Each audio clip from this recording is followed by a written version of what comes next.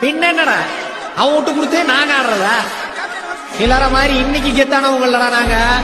20 வருஷமா நாங்க கெத்து. இன்னைக்கு பாட்டை போட்டு எவன்லாம் நம்மளை பார்த்து சிரிச்சானோ அவன் முன்னாடி நம்ம பாட்டை போட்டு நம்ம யாருன்னு காட்டுற மாப்ள.